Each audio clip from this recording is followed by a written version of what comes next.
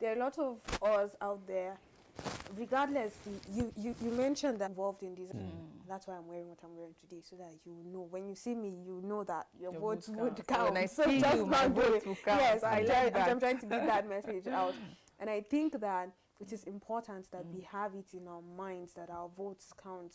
Because if your vote would not count, why would somebody go through the stress of giving you money to buy your PVC or to buy your vote? Want to do so? It's really important that awareness, and I'll keep on doing it until tomorrow. And to the next election as well, your vote counts regardless of position. See, like tomorrow we have 3 positions that we're going to be voting for. So it's important, as you mentioned earlier, that you know your candidate. You know that this is why you're putting this you're voting for this candidate. This is why you want this candidate to take this position. And it is also important that you go out and give that candidate your support. If not, if you say, I'll just sit back at home, others will do it for me, the person might just lose because of your one vote. So, or he might win because of your one vote. So regardless, your vote just counts. So it's important that we go out there tomorrow and exercise our franchise as best as we can, and peacefully at that. That's very important. You know.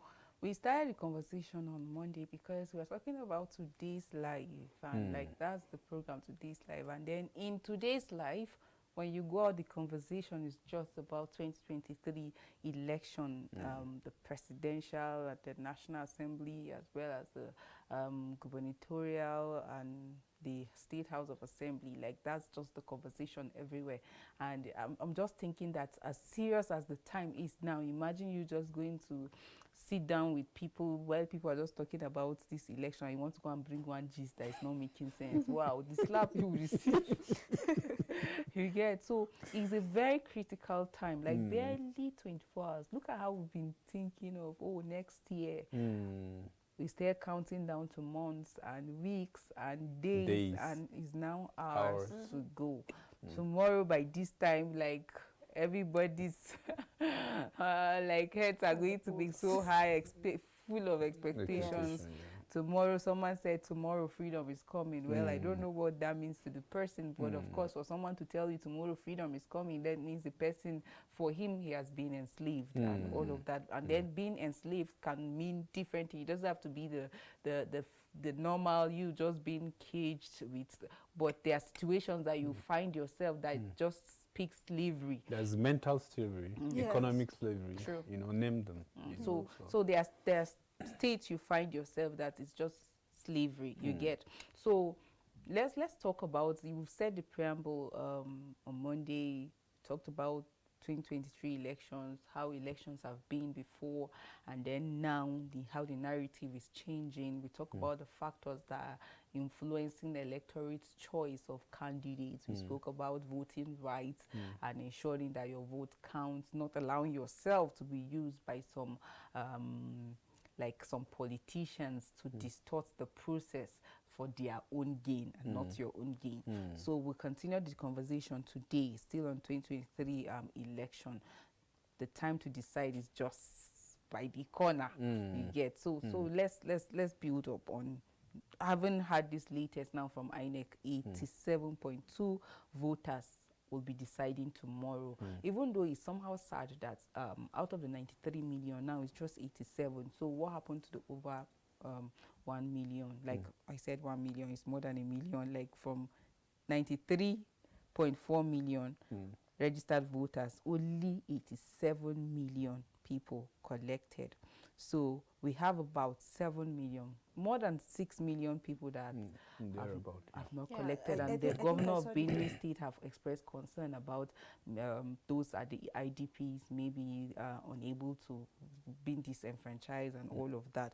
So it's really sad to see that that number, like with that number, with a million, in fact, with 100,000, with even one, you know, I would say one vote counts, one vote matters. With one, you can win an election. We have situations that people win election with less than 5 votes. You get. Yes. So this over 6 million people that won't be voting, like I don't know the reasons. For some, even though I think I was privileged to hear from few people why they didn't collect their PVCs, and I tell you, it's so disheartening. It's heartbreaking to hear the reasons that some young people give why they didn't collect their PVC. Someone boldly said that she didn't have the patience to wait. That because the queue was just so long and she didn't have the patience, she had to just go. And that was how she kept going, seeing queue, and then returning back. And I said, compared to what you are living, your impatience now, like, how beneficial is it going to be to you in the next 4 and 6 years? 8 years, sorry. You know, there are some, you won't blame them. Just like tomorrow, some people will not vote, not because they don't want to vote, but because of the nature of their work. Okay. You know, they won't vote. But they have their PVC. They have their My PVC. concern is those that no, I'm didn't getting collect. somewhere. Okay. I'm getting somewhere. So people like that, you excuse them. You understand? And then there are people that genuinely, you know, they couldn't get access. You know, some transfer their polling unit. You know, like people from Lagos, you are transferred. Just like I told you, somebody from Abuja transferred his polling unit to Gombe. You know, he had to travel from Abuja. It's not everybody that will have that. You do travel either from Lagos to, and some people didn't even know, went to where they did the transfer, thinking that the card is there. Not until getting there, they now tell them, for you to transfer, that means you have to go to that state and that polling unit, that local government, and that ward in particular, because then it was taken to ward level that you go and collect, so you have to go.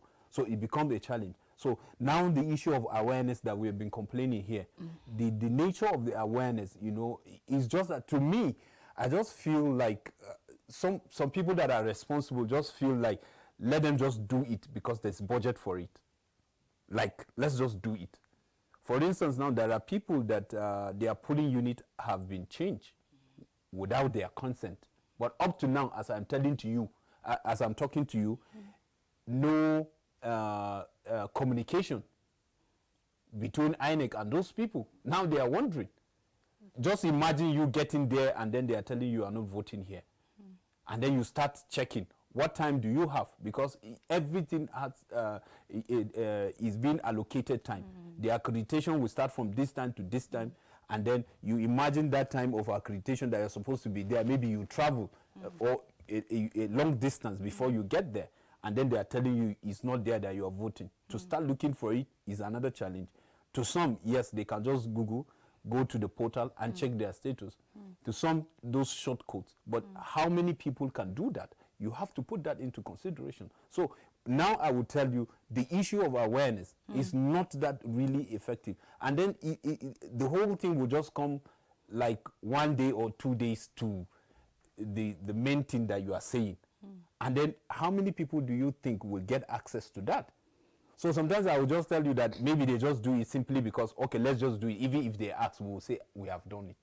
Now, as I'm talking to you, so many people didn't even get the text message. Now the text message that they are sending, they are telling you to go and vote, don't fight. While there are some key people that you're supposed to give them information where they are voting, which is the number one, before telling people go and vote, but don't fight. They didn't receive it up to now. So these are some reasons that some people couldn't get access. Then the other one, like somebody will say he doesn't have patience. Yes, permit me to say, Judases, you always find them. People with such kind of attitude and stuff. You understand? Because you don't expect everybody to do the right thing. If everybody should do the right thing, we wouldn't have been here telling people what to do, because everybody knows the right thing to do. But because we know there are certain people that choose a particular path that they will tell you, no matter what happened, this is the path I've chosen and there's nothing you will do. If you ask them, they will tell you it's my life. You understand? Forgetting that your life too is a contributing factor to another person's life, whether positive or negative too. True. Because we are being created for one another. So you can't exempt yourself, because nobody is an island. If you say you don't care about anybody, what if they pick you and then drop you in an island that only you that will live? Can you survive there? The answer is no. So that means that what do you call it? That all these people that know how to articulate and speak well, what do they call them? These people that used to motivate people. You will say that name. Yeah? You will say it yourself. Motivational speaker. That's the point. Okay. I was going to I love Prudence. You have allowed him. You know, and they will tell you that it's your life, you know, you don't have to live your life, you don't have to care about it, and people will take it and then be using it. So what am I trying to say in the nutshell? People like that, you always find them. But I'm telling you, they are just like a drop of water in an ocean. Yes, you always find them. But what I'm saying, the majority, the 82? Yeah, it's 7. 87.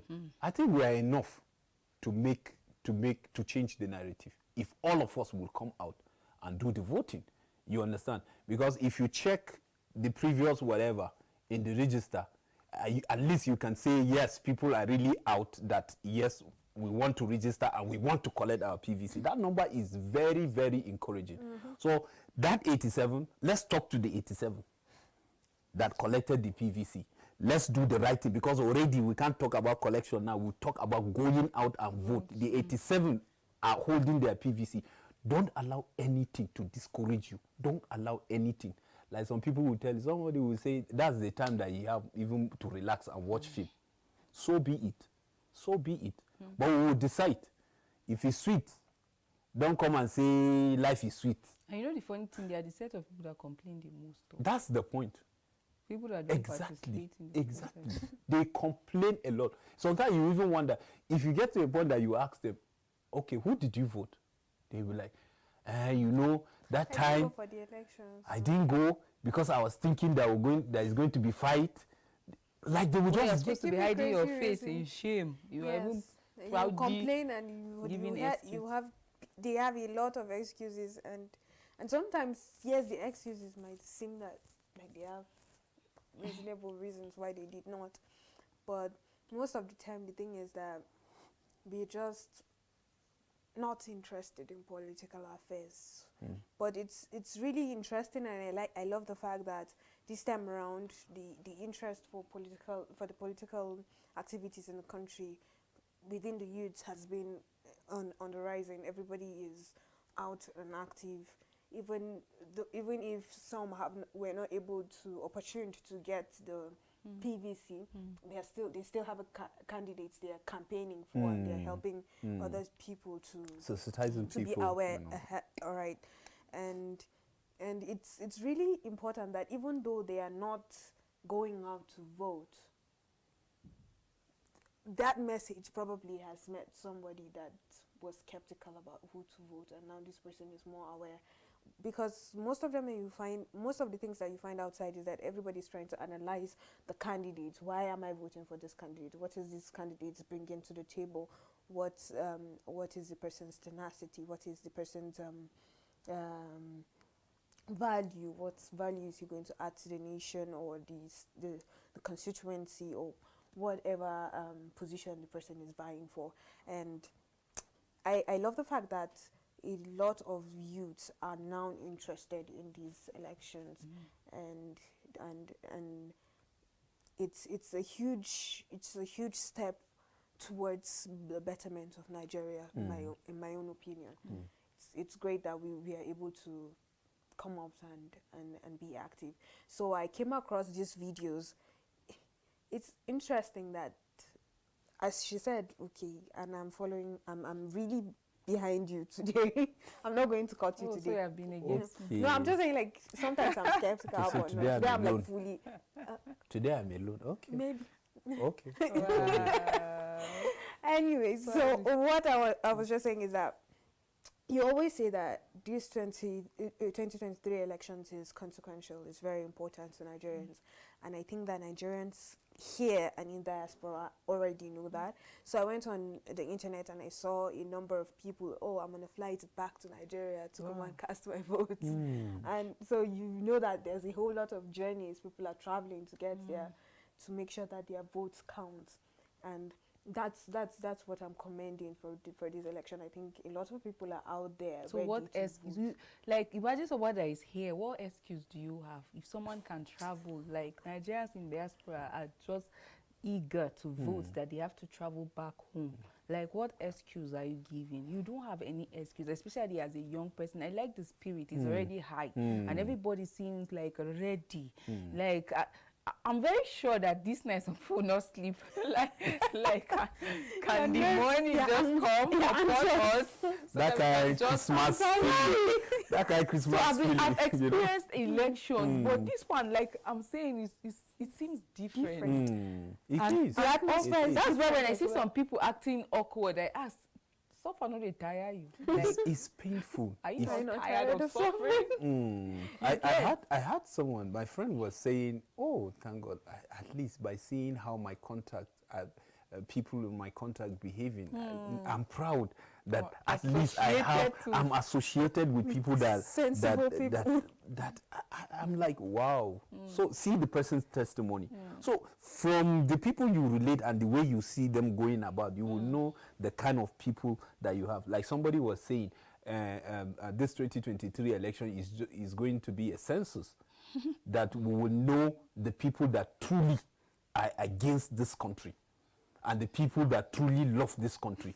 He said from the final result, you will know. At least you can say 5 million or 10 million people, they are not with the nation. So at least you know how to handle them. You're working on 10 million people who are now into the election. Yes, and you will know that, okay, even if, for instance, 5 million people do not win, I'm just citing an example, you will know that at least you have 5 million people that are with you, that are praying for Nigeria, that one day Nigeria will be better. I say, yes, that's just so simple. The analysis was just, I was like, wow. Yeah, because it is, like you say, this election is critical. Yes, we will say, and I can see the body language of Mr. President. You know, even when he was saying, you know, he is used to saying, oh, we are going to deal with it decisively. I like, okay. You know, when he said that, but when he said... You're from the north. No, it's permitted. He said you don't think that you have the power, you control a particular region or a state, that you will undermine this election. He said anybody that does that is doing it at the detriment of his life. Even me, I was sitting down. That's the way I was like, yes. Because these are kind of body language that we want to see when it comes to serious matter, you know, in a nation. You know, because when he was talking, I just saw a camera quickly pan to the gladiators. I was like, yeah, that's a good one. Because that so that Nigerians will see the expression. Yes, and from his voice, from his tone, and then his facial expression, you will know that he meant it. He said, let Nigerians vote whoever they want to vote and let it stand. When I was watching the president addressing the candidates of the 18 political parties that are registered, as well as their chairman at the Peace Accord, like he was so serious, and his body language, the president has been serious like since this campaign and all of that. He's always on the paper or the TV addressing, saying this election must be free, fair and credible, it must count, it must be peaceful. And then while addressing these presidential candidates after the signing of the final stage of the Peace Accord, recall they signed in September, and after that we saw violent attack, like verbal violence, supporters attacking one another and all, even in Kano just yesterday or the first day there was also unfortunate. Yes, so that some people lost their lives. Like he said it with all seriousness, and then he told them that, see, the vote of the people, the decision of the people must stand.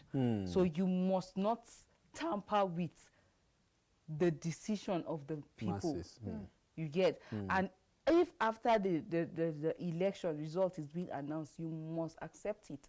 If you have any problem with it, seek for legal redress. You shouldn't instigate anyone. And that's why he's talked about the law, like catching up with any of them that tries to like instigate violence or attack or whatsoever. And I was glad that they were all seated, watching, listening to Mr. President. I like the seriousness. You know, he kept emphasizing on the fact that he wants to leave as legacy a free, credible, peaceful election.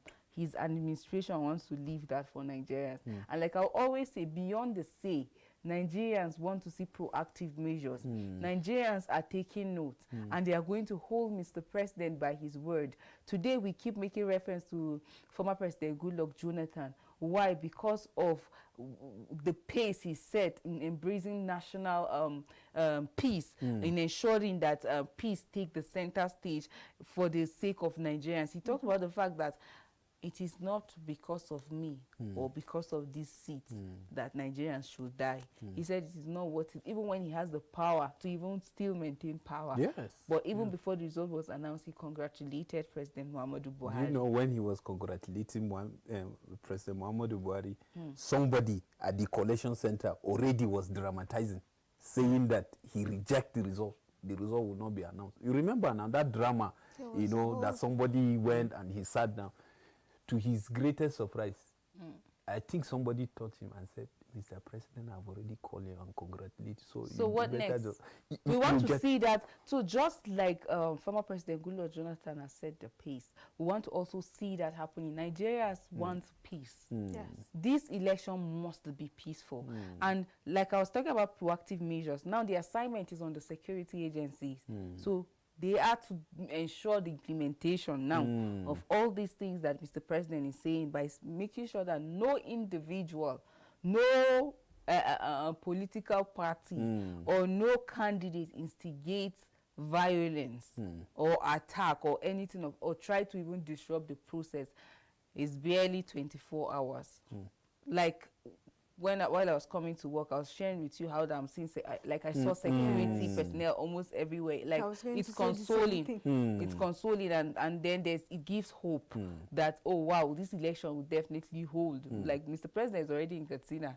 So like, we're seeing that all stakeholders are beginning to put their hands together to ensure that this election take place. And not just taking place, but ensuring that it's peaceful. The IGP has already released a statement saying that no vehicular movement. So in case you're thinking your polling unit is in your local government or in your village, and you're saying tomorrow as early as 5, I'll be going, sorry, you'll be denied. Better go now. Except if you can trek. Like the person that trek from which state to go and congratulate President Muhammadu Buhari. From Lagos. You get. So except if you want to trek like that. Otherwise, please, if you know your polling unit is outside where you are residing, like your community, start going today. Get ready, prepare yourself, ensure you're there, because from 12 a.m., the IGP said there won't be vehicular movement.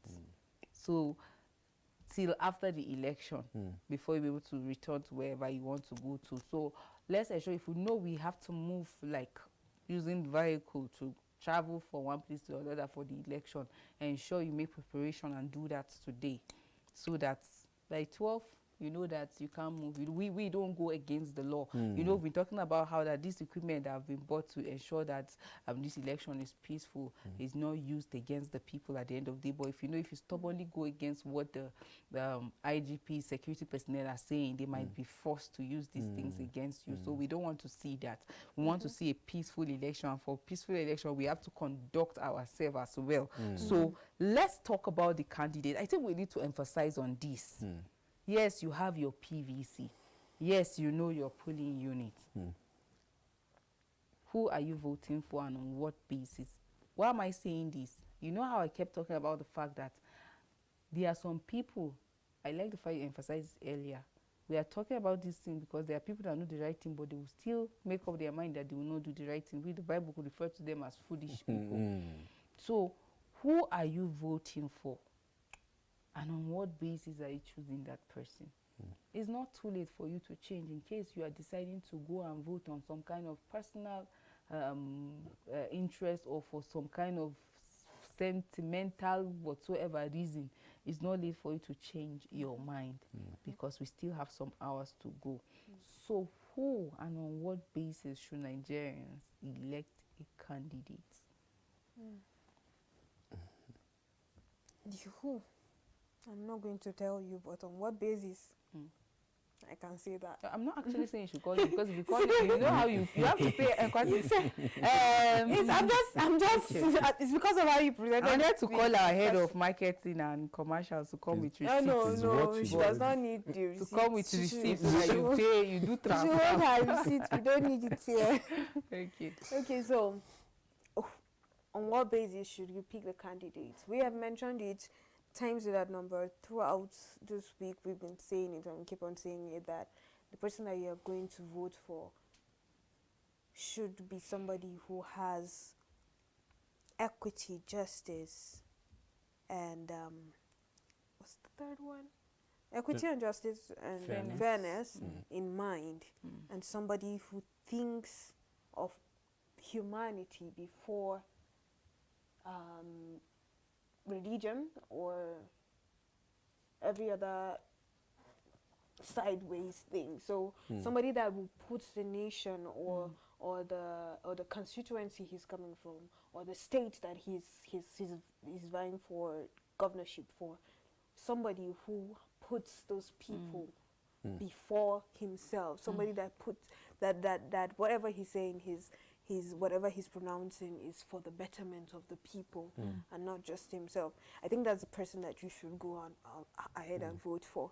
Yes, the thing is that sometimes they will lie to you and you might just be convinced, but that is why it is important that you scrutinize, you check historical facts, you equate it with the present. What has this person done before? Is this person a man of his word? Is he honorable? Should we trust him? You should balance all those before you go out and vote. Because if you go and vote somebody just because he's from my state, no, he's from my tribe, no, we are from the same religion, we have the same culture, or we are of the same community. If you vote somebody just based on this without actually scrutinizing the person, without actually finding out if the person is really that candidate that the state needs, or the constituency needs, or even the nation needs, then you're going to have a huge problem, because that person is just going to go and destroy wherever the position you're voting for the person for. And so it is important that we scrutinize it. And as I said, this person should have equity, fairness, and justice in mind. Great. Yeah, I again, to add to what she said, it is important to know that if you're voting based on religion, or based on region, or based on your affiliation, acquaintance with somebody, then you know that you are getting it wrong. Yes. First of all, you have to check the person's record. Even if the person is a monitor in class before. You understand? How did he monitor the class? How did he monitor the class? Then from there, you will start building. Okay, he's one time a councillor. He's one time a local government chairman. He's one time a governor, or a minister, or member House of Reps. How did he govern? Try and check record. From the record, then you will know whether the person's his ideology is centered on the welfare of the masses, the people that he's represented. If it's outside that, then you have to think twice, because we have to grow. We can't be saying that our democracy, we are comparing it with the advanced country. Small thing in this country, they will tell you, America, we are practicing democracy like America. But you don't, you say it in the mouth, you don't practicalize it. You know, before Americans will vote you, they have to scrutinize you from your word. They have to scrutinize you. Who are you? They will go back to your school, you know, and check your behavior then, your high school, and then the rest. This is how they go about. And then if you look at them, they don't center based on small issues.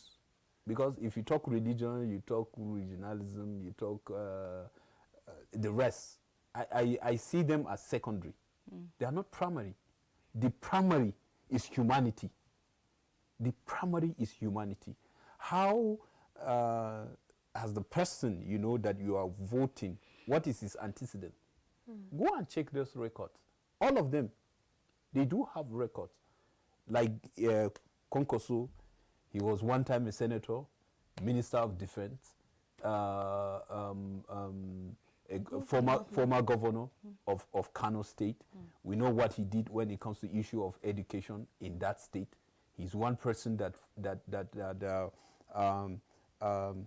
took Kano indigent, and those that are not even indigent, the bright ones in school, took them abroad and even paid the money like upfront, so that if he leaves the office, somebody will not just come and just upturn everything. You understand? You talk about Peter Obi, one-time governor of Anambra, two-time governor of Anambra State, you know, the youngest among them, because he's 61, and then being impeached 2 times, and then court brought him back. You check, why was he impeached, and why did the court find it worthy for him to still come back? You understand? You check what is his record when he was governing people of Anambra State. These are some of the things. You talk about Atiku. Atiku was governor-elect before he was vice president, 2 term. You know, he contested this particular seat. I think this is the 6th time he's contesting, you know, since 1992. And then you talk about, you check his antecedent when he was vice president. What did he do? And when he was contesting, on what platform was he contesting? And why is the reason why he contested on those platforms? These are some of the things that you check. Is it what the democracy requires? Is it what an honorable person, you know, behave? So you check all of those things. If it's okay by you, fine. Ahmed Bola Tinubu, you know, senator, 2-time governor of Lagos State, you know, he's the oldest among them. You understand? Check his track record, what he has done in Lagos, even though he's not the one that built Lagos. Lagos was one time the capital of Federal Republic of Nigeria. You understand? But yes, there are certain things he does that, yes, Lagos is what it is today. Then you check, okay, when you talk about building people, how many people, you know, has it empowered? How are they doing? You check all of these things, and then you said, based on this, okay, how many regions do we have? For instance, okay, if you are to share it based on federal character, you understand? Look at it. How is it going to be? If you talk about fairness, equity, and justice that Nigeria is being built on, how are you going to share? These are some of the things that will just drive your desire to vote whoever you want to vote. These records are out there, but it is okay by you. Like you said, there are some people, even with the facts and figure, they will tell you they are going the other way. You won't blame them. But what we are saying, vote your conscience. Go out there, vote your conscience, so that whatever happens, if we are going from frying pan to fire, you know that you are part of it. If you are coming out from frying pan to a greener and better Nigeria, you are part of it. You understand? So I'm just saying, this is the only thing that we'll check, and it should drive why we are voting whoever we are voting. If not, we will remain here. Like I said, if you check people that rule this country the more, you check religion is from the north. If you check the number of regions that we have, people that have the more number is the north. If you are thinking religion is the key, then we should have been better than where we are today, because religion would have put us in a better pedestal, particularly the north. If you are being sentimental again, you say the north. But if you are saying the whole of the nation, then religion should take everybody equal. Because if you say you are representing God, then God treats us equal. Because if not, he would have killed all of those people that are going against his will, and leave those people that that respect his ways, but he leave us all. So if you say religion, this is what religion is saying. You should even do the right thing so that if some people will be convinced and said, yes, people of this religion have this integrity. So it's a good religion for us to follow. But sometimes if you follow religion, even the person that you are killing yourself, that is a religious person, he's not even believing in what you are, or he's not even following the rules and regulation or the guidelines or whatever that you want to put it that had to do with the religion. Like when Goodluck was there, people were saying, no, he's a Christian, we should vote a Christian because they want to remove a Christian. I said, who told you that Goodluck, I'm not saying he's not a Christian, but who told you that because he's bearing Jonathan, that makes it automatic a Christian? Don't judge by that. You understand? Don't judge by that. But let's look at people that are ready to transform this country. If you bring an atheist feel, let him do the right thing, what the Constitution says. If Nigerians today, our leaders, are doing what the Constitution says, we are not supposed to be talking religion, because everything will work. Everything will work. If you talk about the law, is there. What they say they should do to somebody that goes against the law is there. So what do you need? It will take its course. You don't need to bring Bible or bring Quran to judge anybody. The Constitution is ready. That's why you see America that will say all the time, you will say America is this, democracy is this. How many pages is their Constitution? But because they follow, they do the right thing. America is working. We have a bulky Constitution, but we have religion in mouth and sentiment, and everything is not working. So we shouldn't deceive ourselves. We should grow. Even though I know we are getting there, there will be a time that religion and other factors will not matter in this country. But we have to start tomorrow. Well said. You know, what stands out for me in picking whoever I'm going to vote for is, like, there are some key indices. One of it is the fear of God, above every other one that I'm going to list. And then secondly is vision, like is the person visionary. Competence is also key. Credibility is key. Capacity is key for me in actually deciding, influencing my choice of candidates. But again, Nigeria is anchored on equity, fairness, and then justice. So we are a nation that is blessed with diversity. We are blessed even in our diversity. Like, we have people from different religion, different ethnic groups, and all of that all made us unique, even though that we're using it against ourselves. But, you know, you have to respect that. And somebody that I'm going to be voting for should have respect for my religion as well. You shouldn't be somebody that is against my religion, because if you are against my religion, at the end of the day, you won't allow me the freedom as enshrined in the Constitution for me to practice my religion well. Whether we like it or not, we can't take away religion from Nigerians. You get? So it influences even our decision. No wonder some people will tell you that unless, like, if you don't, like, if the person does not respect that diversity, they won't vote for the person, because it's like, at the end of the day, because of how we uphold our religion, at the end of the day, it's like this person, when he eventually becomes a leader, he's going to suppress you. You get? And anything that will go against your own religion, Nigerians will fight it. You get? So we want somebody that will respect our diversity. And you see that even from their selection of candidates, like party candidates, their deputies or their vice, and then some key positions in the party. Are those indices respected? The indices of, if we're saying we are anchored, our goal, our objective, like as a nation, is anchored on equity, fairness, and justice. The party or that you're actually going for, do they have that represented from their party leadership down to the selection of candidates? Or is it one-sided, or haven't you even thought towards that line?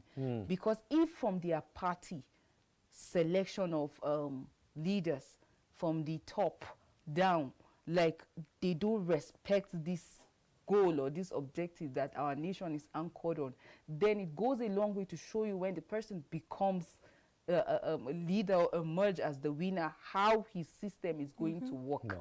You recall how Nigerians, this became a problem when President Muhammadu Buhari came, the selection of ministers. Like, it brought about a lot of problems. For some region, they felt not represented and sidelined. In fact, the Igbos will tell you that they've been sidelined by this administration. Like, there's no representation, like no one that the agitations we are having left, right, and center. We're not giving excuse for them because, like I will say, there's no excuse for failure. The right thing must be done. Like, you can't use violence against violence. You get, there are better ways for us to get justice. And that is why the president is saying, even if you feel this election result is not going to, does not suit you, you seek legal means. You get. So there are some key things that we should not ignore, even as we go to the poll. So tomorrow you won't cry and say, I cannot speak.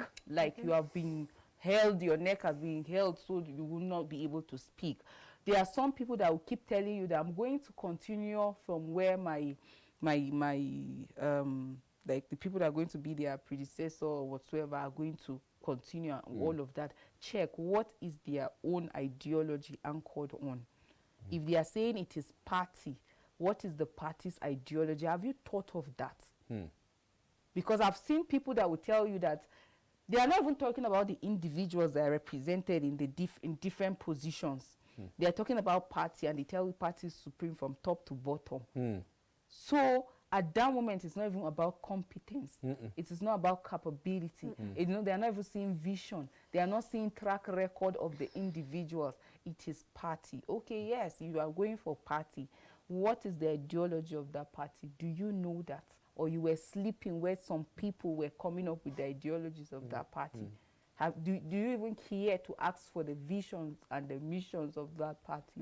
Or you are just going because somebody convinced you that, see, party is supreme. We should do it from top to bottom. So there are some things that are very sensitive. As we go out to the poll tomorrow, do not allow yourself to be deceived. I was in 2015 at the poll, exactly. I saw how that some people were there, like, to convince other people against their choice. And innocently, because of how vulnerable people were, some people agreed. And they changed their mind and voted for who they were convinced that, yes, the campaign is supposed to stop 24 hours before election. But of course, some people stubbornly went to even the polling units and they were busy talking, not like the securities were not there or INEC officials, you get. But then, some people used excuse of insecurity. Oh, we should give the President Muhammadu Buhari an opportunity. He's a retired army person. He did this while he was in the army and all of that. Like, that was their excuse. He's going to bring an end to all this insecurity, all of that. And those people were convinced to vote, maybe against their initial choice. They decided to do that. At the end of the day, did we have cases of insecurity after 2015? Or since from then, we've not heard of even phone snatching. So, like, you won't take away that when it comes to insecurity. You won't take away that from Nigeria. Like, we've seen it in different faces, from Boko Haram, banditry, kidnapping for ransom became like a norm, like the order of the day. It used before on the highway, what you will hear is armed robbery, but now it's kidnapping for ransom. So on what basis? Like, I need Nigerians to take some time out and sit alone and think about this. Like, we're saying your vote will count. So it can count, but is it going to be positive or negative? Because if I decide to go out and vote right, and 10 people did not think about their vote and they went and voted for, we have, like I said, 18 political parties, and they voted for this different party. Of course, 10 against me. You know that the 10 will have their way. Yes. And so, like the Bible says, if the righteous fold their arms and decide not to do the right thing, of course, the unrighteous will have their way. The wicked will rule. Will have their way, and the wicked will rule. Yeah. And then the wicked will not just rule over the wicked, but with even you, the righteous, you will be under their rule. So it is time for all of us to do this and to get it right. I keep emphasizing on the fact that this election is highly consequential. That is because it's either we get things right and working again, or I don't want to imagine, like the Bible, you see the suffering that Another lies suffering, ahead. plus. You get. So we don't want to imagine it. Like, how is the situation now to you? Some people still give you excuse, like they will still point fingers, like they will still tell you how that we are being ruled by the saints and all of that. But can you sit down and for a minute make use of your medulla, like think about it? If you are going by promises, who made promise for you before that you believe and failed you? The person that said that he's being ruled by the ideologies of his party convinced you and came to power and didn't perform. And the same person is telling you that still on the basis of the ideologies of my party, vote this person, and you still want to foolishly do that. You get? Or the person has never even gotten the opportunity, but while he was a counselor, for example, or while he was just a monitor, or while he was a what, like how did he performed? These are things, indices that you should look. Like humanity should be the anchor. And I keep saying, unless the person have the fear of God, even the humanity that should be his driving force to see things working, it won't work. Because if you fear God, that's when you do the right thing. It's true. But if you don't have the fear of God, you won't get it right. So it is important, like as we go out to vote, we must vote right as well. You know, I was talking about the fact that if you go to thumbprint and it touches the line, your vote will become invalid. So it's just like you have wasted your time. So make sure that as you go to thumbprint as well, you thumbprint within the box where the logo of the party that you'll be electing. With time, I think they are going to project it on the screen, where the logo is, just beside the logo, just thumbprint within the box. Like, these are the valid votes and these are the invalid votes. And what made them invalid? Because they touched the line. So you don't want to go and after wasting time and then voting, and then your vote will not count. Once your vote is on the invalid side, it means it's not counting. But for your vote to count, it must be within the box. So our time is actually fast spent. Before the election, what's your take to people in today's life? I think it's very important tomorrow, if we are going to vote, we should behave well. You know, listen to the INEC workers there, the instruction that they will give there. You know, first there will be accreditation that is going to be used of these beavers, you know, to check whether, number one, you have to go with your PVC, you know, because if you know your polling unit and you didn't go with your PVC, they won't allow you. So number one is your PVC, and then you behave, be in the queue, and then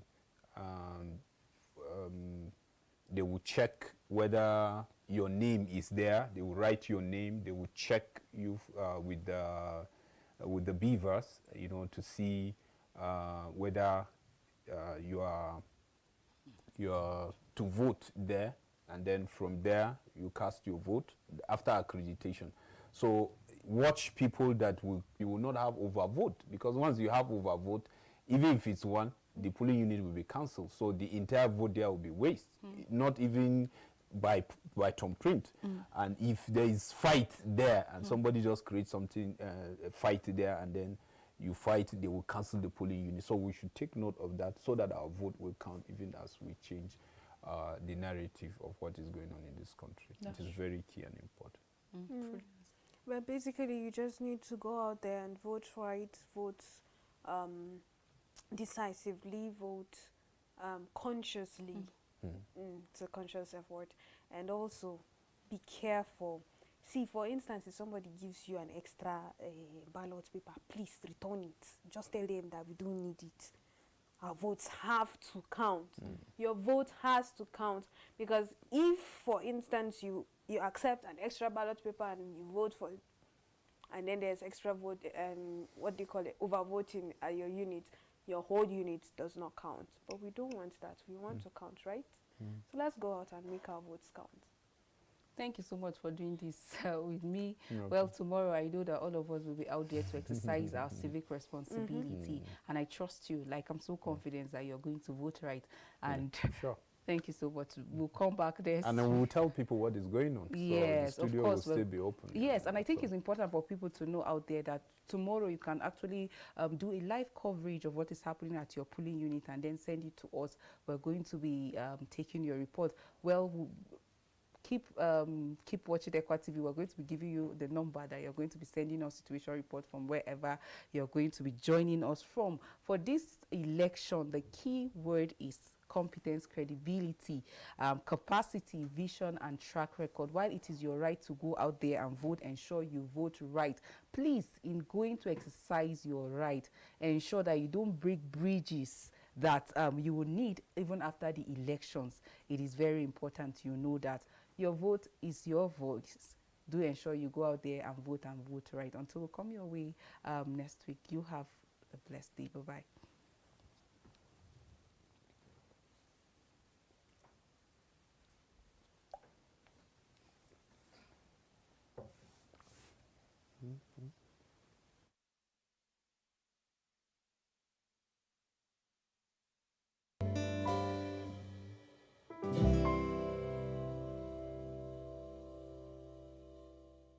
Hi, I am Crystal Legrand, coming to you from Le Grand Voyage in the Caribbean. I'm Yvette McNutt. Hi, I'm Ariel.